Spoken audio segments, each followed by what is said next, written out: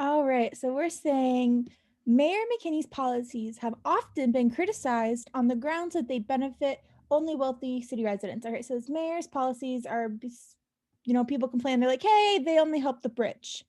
But, so we have a indicator word here, but that is not a fair evaluation. So that is referring to the fact that his policies only refer the rich. Some, so at least one of McKinney's policies have clearly benefited the city's less affluent residents. Okay, so cool. At least one has helped the poor. I'm not buying it, but I can see that they're trying to support their conclusion. McKinley actively supported last year's proposal to lower the city's high property taxes. Because of this tax decrease, more development is taking place in the city, helping to end the housing shortage and establish the rent in the city. So, all of this is an example of what McKinley did and its additional support of what? Of this idea that this is not a fair evaluation. So, what is this author trying to claim or to convince us of?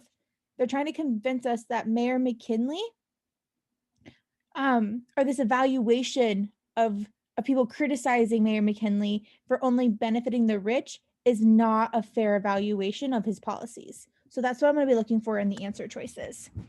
A, it is impossible to tell whether McKinley is more committed to the interest of the wealthy than those of the poor. Do we talk about is it impossible to tell? That's not what we're trying to say. We're trying to say, no, that's not fair. So it's not A. B, McKinley's policies have often been criticized for benefiting only wealthy city residents. Well, this is true. This is stated in our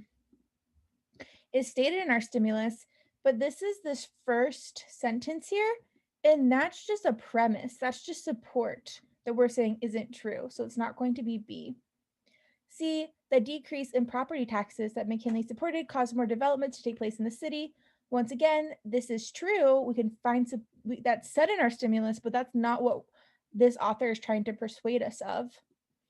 D, the criticism that McKinley's policies benefit only the rich is unjustified. Ooh, I like this. Because we're saying it's not a fair evaluation, so that, the criticism is not justified. And then E, McKinley's efforts helped end the housing shortage and stabilize the rents in the city. No, that's not going to be it either. So we're going to go ahead with the answer choice D.